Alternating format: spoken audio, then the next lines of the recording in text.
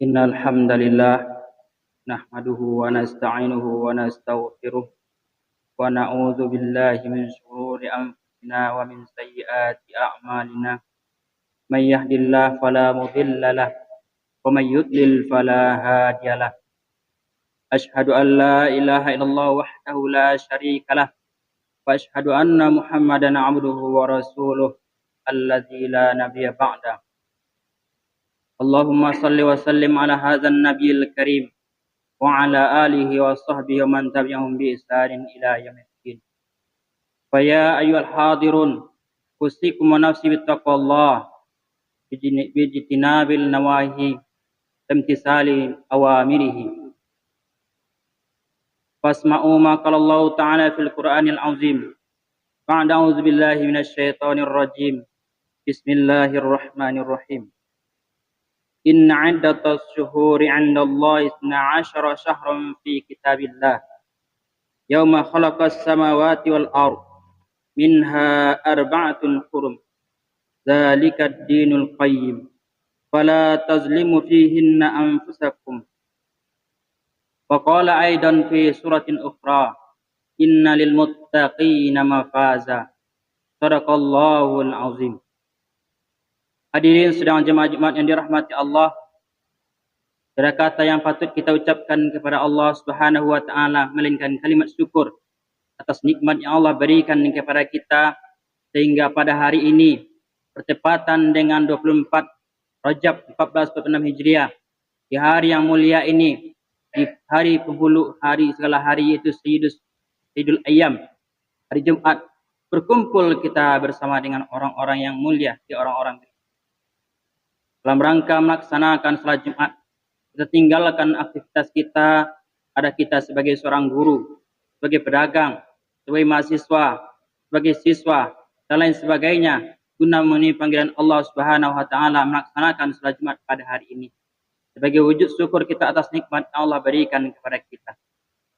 Kemudian salat salam buat besar Muhammad sallallahu alaihi wasallam dan mengucapkan Allahumma salli ala Muhammad wa ala ali Muhammad.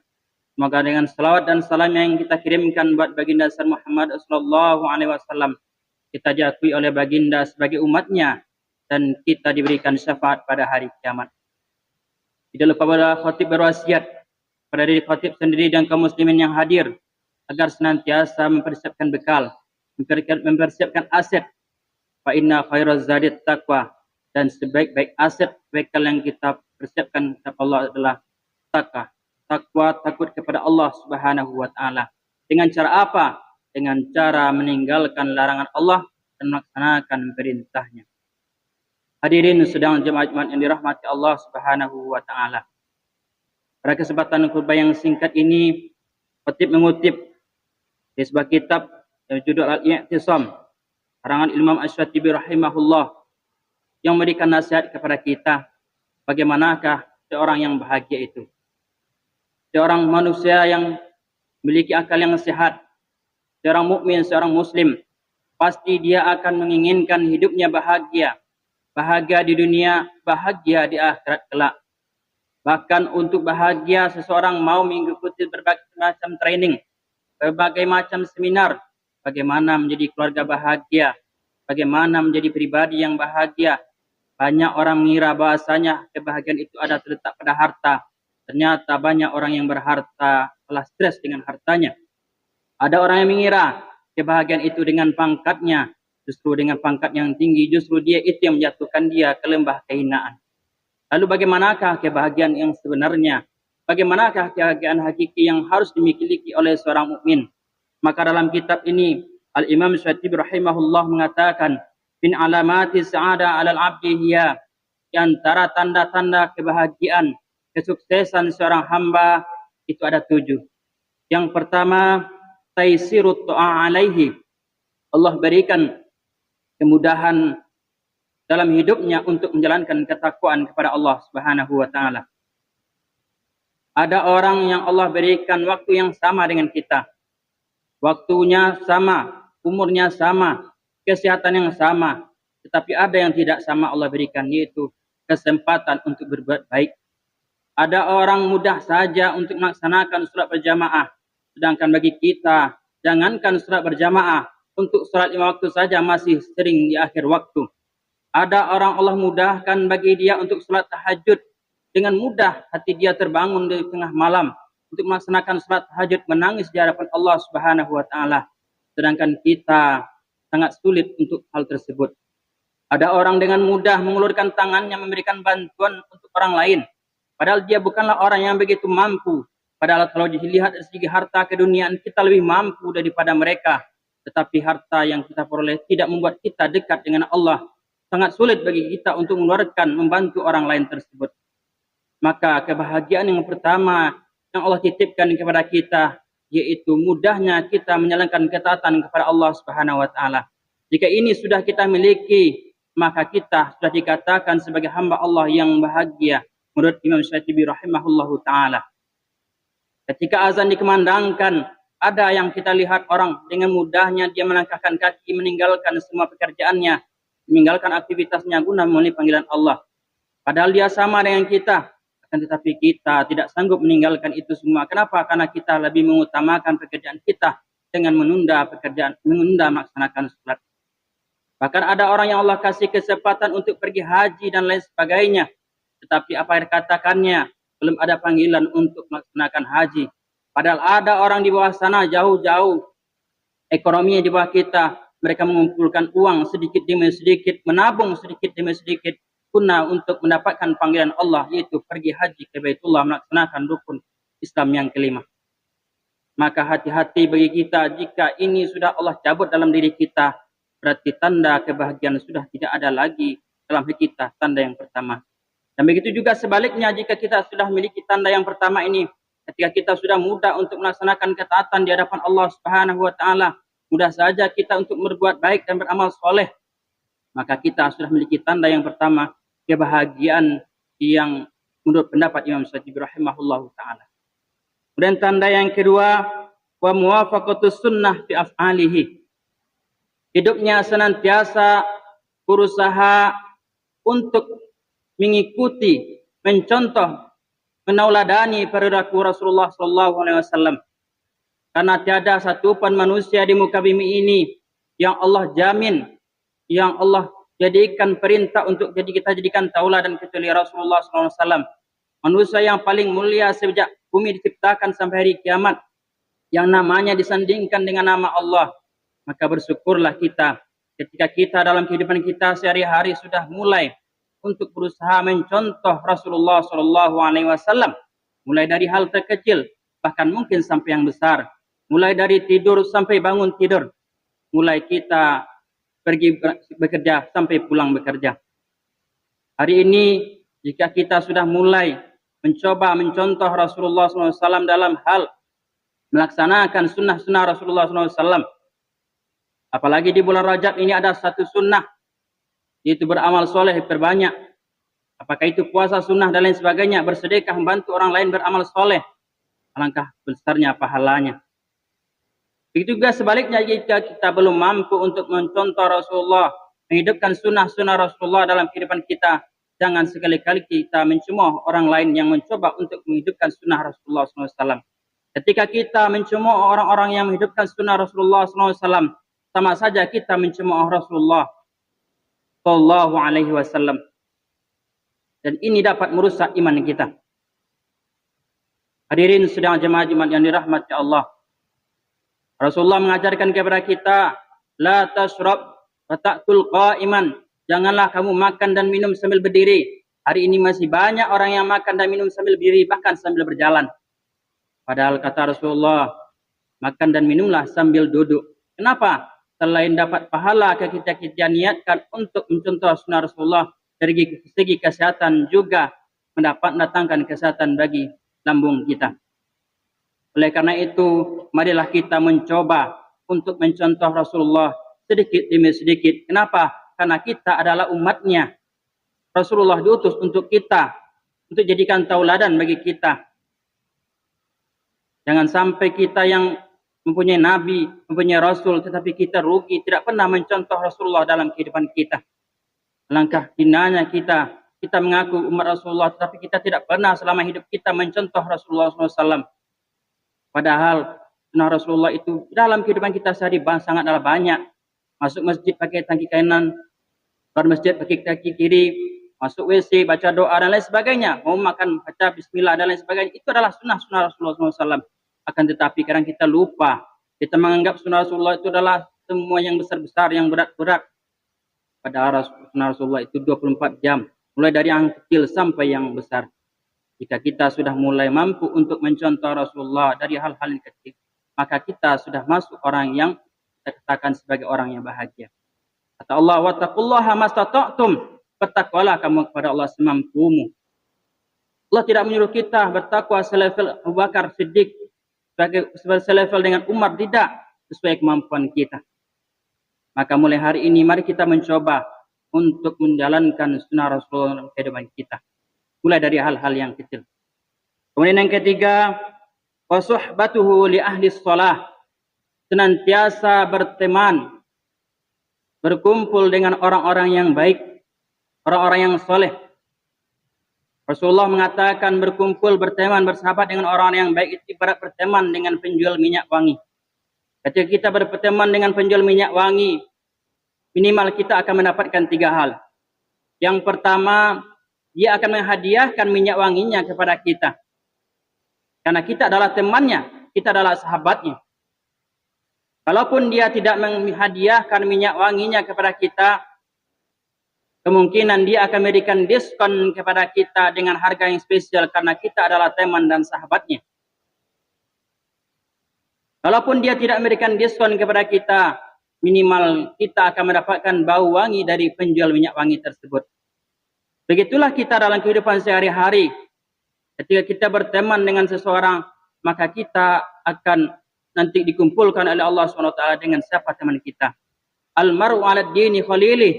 Seseorang itu tergantung agama temannya. Jika temannya sehari tempat berkumpul, tempat bermain adalah orang-orang yang senantiasa dekat kepada Allah, senantiasa mengingatkan akan perintah Allah Subhanahu wa taala, maka insya Allah dia akan dikumpulkan dengan orang-orang tersebut nanti di hari kiamat kelak. Begitu pula sebaliknya, jika sehari-harinya kita berkumpul dengan orang-orang yang malas beribadah kepada Allah, menyembelihkan ajaran agama Allah, bahkan yang memperolok-olok ajaran agama Allah, maka insya Allah kita akan dikumpulkan juga dengan mereka. Pilihan tergantung dengan kita. Kemudian, matal insan ala ma'asya alaihi.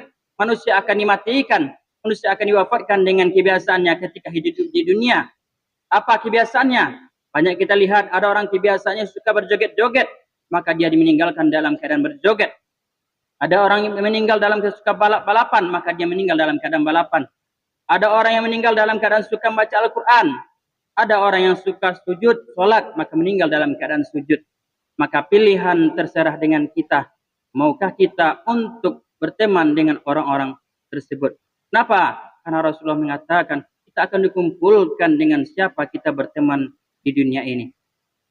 Jika kita telah memiliki teman yang selalu mengingatkan kita dengan kebaikan, maka kita telah memiliki tanda kebahagiaan yang ketiga. Kemudian yang keempat, tanda kebahagiaan menurut Imam Syatibi rahimahullah yang dimiliki oleh seorang hamba, fa husnu akhlaquhu mal ikhwan. Senantiasa memiliki akhlak yang baik, perilaku yang baik, tutur kata yang baik kepada sesama manusia tanpa membeda-bedakan suku, bangsa dan agama atau pangkat dan golongan. Ketika dia menjadi seorang pelayan di sebuah lembaga administrasi, dia akan melayani seseorang tersebut bukan dilihat dari siapa yang datang. Apakah yang datang itu pejabat atau orang biasa, dia akan menyamakannya, tidak dibeda-bedakan. Dia tidak akan mempersulit. Jika yang datang adalah orang yang berpangkat, dia akan mudahkan, tidak. Itu juga dengan orang yang datang jika adalah masyarakat biasa yang tidak berekonomi, maka akan dipersulit, tidak. Dia akan berusaha untuk melayani secara profesional. Kemudian juga akan berteman, berperilaku, bertutur kata dengan orang-orang lain dengan cara yang baik. Kenapa? Karena Rasulullah diutus diutammima makarimal akhlak. Rasulullah diutus di muka bumi ini untuk menyempurnakan akhlak-akhlak manusia. Apalagi hari ini kita lihat, na'udzubillah, anak-anak kita sangat sulit diatur. Jauh sangat perbedaannya dengan generasi kita tahun 90-an, 80-an, bahkan 70-an yang hari ini. Dia sudah memiliki kita kerama yang sangat jauh. Berbicara tidak lagi mengenal dengan siapa dia berbicara. Dia menganggaplah bicaranya yang besar itu seolah-olah sama teman dengan dia. Bahkan dia tidak mendengarkan perkataan gurunya lagi. Begitulah ironisnya kondisi sekarang ini. Maka bagi kita yang telah memiliki akhlak yang baik, sikap yang baik, tutur kata yang baik, sopan santun, ini menunjukkan bahwa kita adalah orang yang bahagia. Bukan dengan tingginya ilmu yang kita miliki, pangkat yang tinggi, kemudian membuat kita sombong. Apa bedanya kita dengan Fir'aun? Atau dengan harta kita yang tinggi, lalu kita membanggakan diri, kita menganggap remeh orang lain. Apa bedanya kita dengan Qarun laknatullah alaih? Nauzubillah, summa nauzubillah. Oleh karena itu, ketika kita sudah memiliki akhlak yang baik, berusaha menjadi pribadi yang baik, menjadi orang yang rendah hati, lembut hatinya, maka dia telah memiliki tanda kebahagiaan yang keempat. Hadirin sedang jemaat yang dirahmati Allah Subhanahu wa taala. Kemudian tanda yang kelima, wa bazlu ma'rufihi lil khalq. Senantiasa memberikan curahan perhatiannya kepada siapa saja. Maksudnya bagaimana? Dalam kehidupan sehari-hari dia senantiasa menjadi orang yang bermanfaat bagi orang lain. Nafi'un li ghairi. Bermanfaat bagi orang lainnya. Bukan justru sebaliknya membuat orang lain susah dengan kehadirannya. Ketika dia datang, orang menjadi susah. Ketika dia sudah pergi, orang bahagia. Na'udzubillah, summa na'udzubillah. Justru sebaliknya yang harus kita miliki ketika kehadiran kita ditunggu. Ketika tidak datang, maka orang merasa kehilangan karena uluran tangan atau bantuan yang pernah kita berikan. Sesuai dengan kondisi kita. Jika kita mampu memberikan bantuan kepada orang lain dengan harta kita, maka kita bantu dengan harta kita. Jika kita tidak memiliki harta, kita bantu dengan pikiran kita. Karena kita adalah orang yang berilmu. Kita berikan nasihat kepada mereka. Jika kita tidak memiliki nasihat karena ilmu kita kurang, kita bantu dengan tenaga kita. Jikapun tenaga kita tidak punya, jika kita adalah orang yang lemah, yang sudah tua, maka minimal kita bantu dengan doa.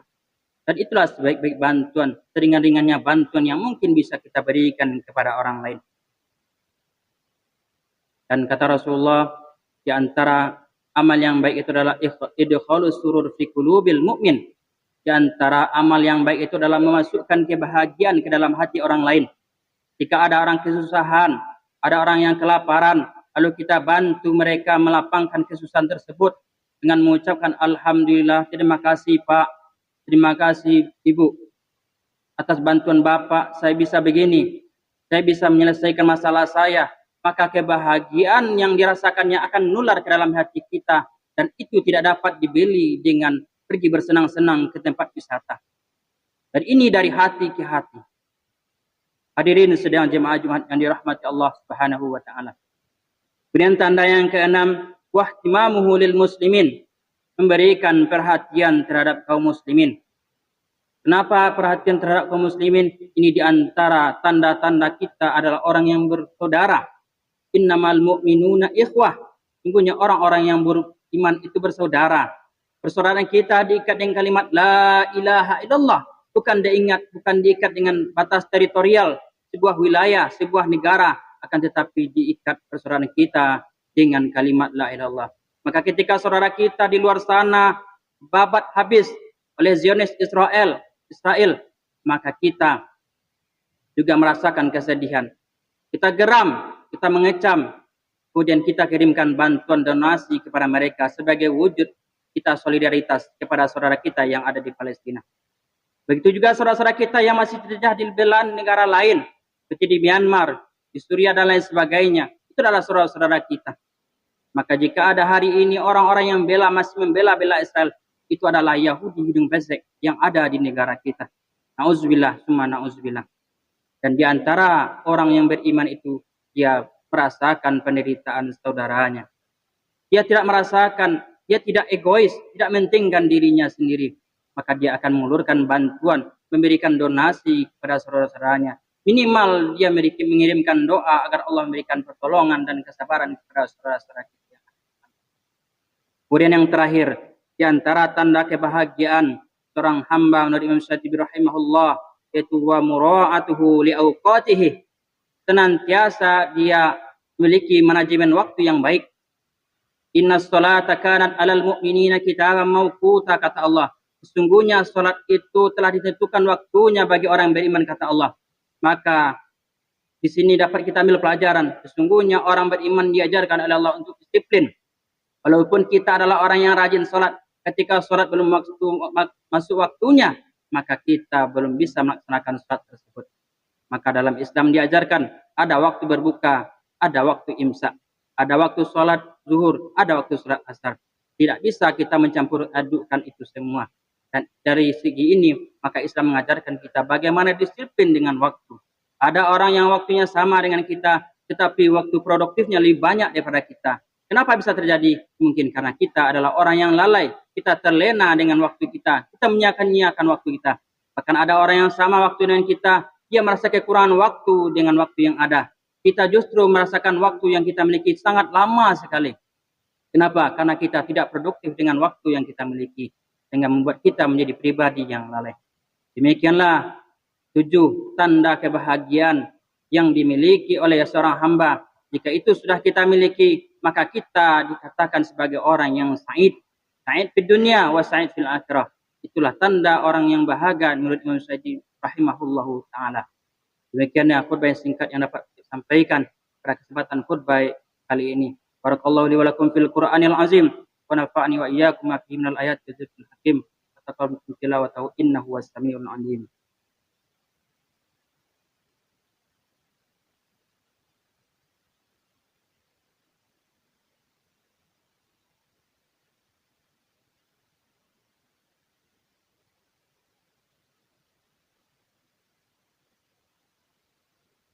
Alhamdulillah, alhamdulillahilladzi khalaqal mauta wal hayata liyabluwakum ayyukum ahsanu amala.